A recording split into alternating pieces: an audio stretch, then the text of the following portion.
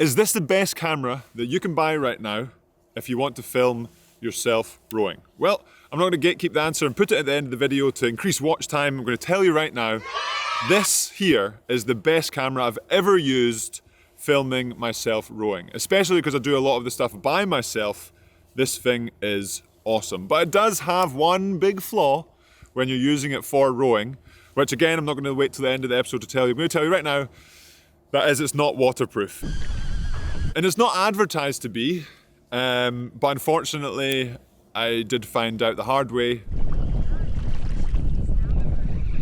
So, for the rest of the episode, I'm going to tell you about my experiences with this drone and how easy it is to use, how high the quality is, and then you guys can make up your own minds on whether you think it would be a good camera to use to film your rowing or anything else.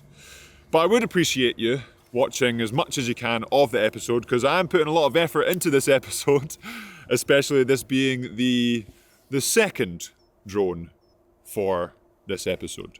Hover Air were fantastic and sent me out the second one after a bit of a disaster after that first one.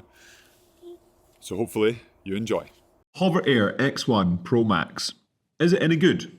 It's never been so easy for me to get shots like this, or shots like this at such high quality.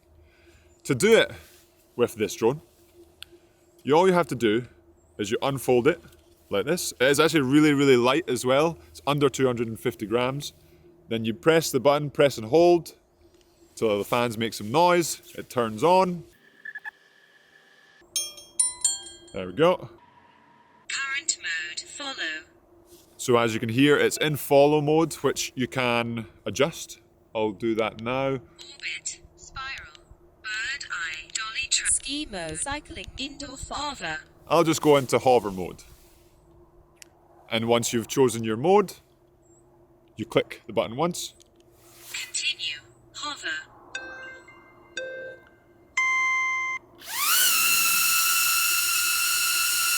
And that's it.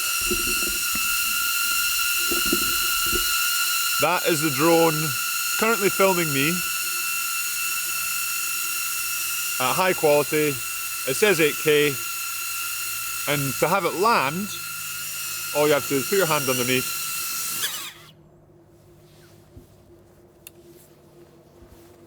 What more can I say?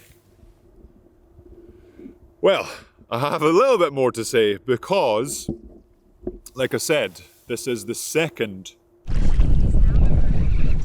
of the drones. So, what I just showed is how it should work all the time.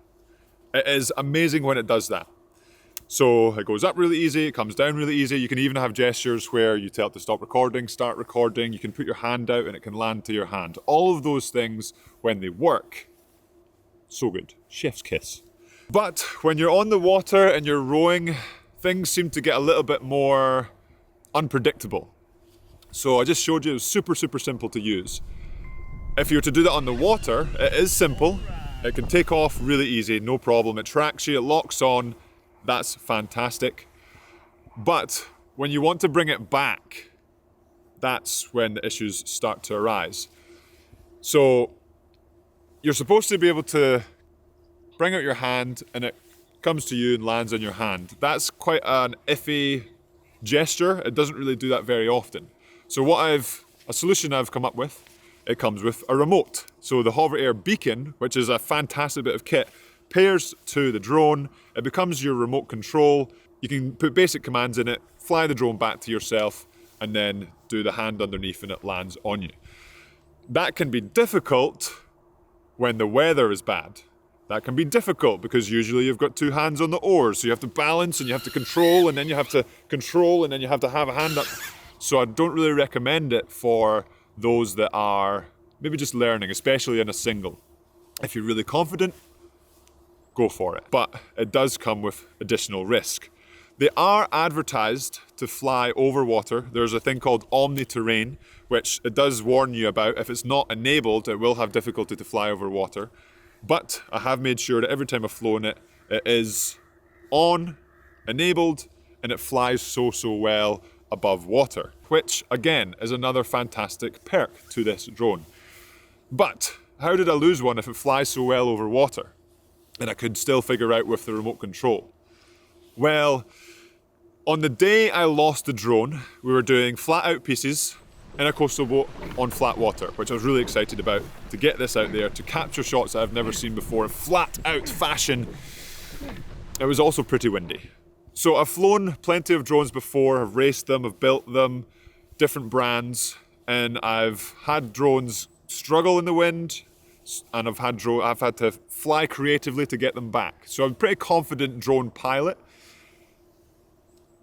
Unfortunately, I didn't really know what this would do when it felt like it was in trouble. So other brands, and in my experience, either you adopt manual control when you're in the wind and you figure it out yourself, or it goes into sort of preservation mode and it'll just sort of fight the conditions.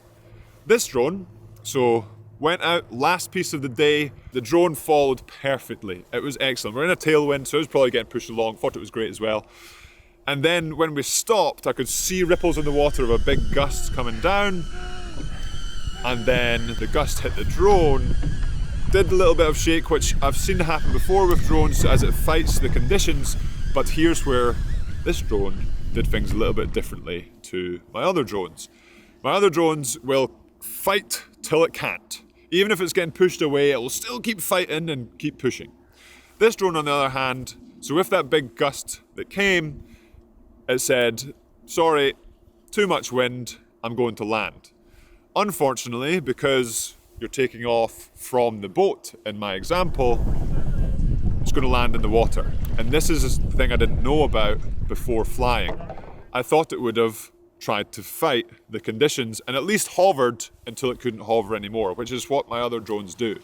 So I saw it, it said it was landing, I tried to get the remote out, I tried to undo the landing sequence and couldn't manage, and that's when it sank.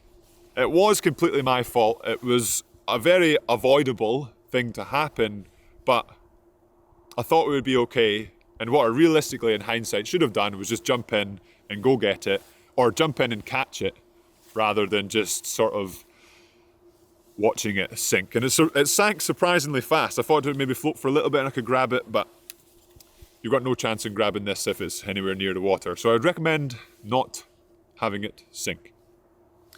So that's my experience with it, really. It flies so well. It's so easy to use. If you're flying and using it not above water, if it does want to land, it lands on the ground and you go pick it up. You also have other accessories that you can manually control with a controller. You can add more to the beacon to make it a little bit more easy to control. I go back to the ease of use is the biggest advantage of this. All you need is this. You don't need your phone. You can use your phone. You don't need a remote. You can use a remote. And it gets such high quality footage so easily. But it isn't waterproof and it sinks really fast, just like any other drone currently on the market.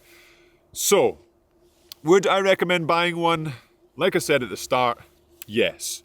Even if you are using it above water.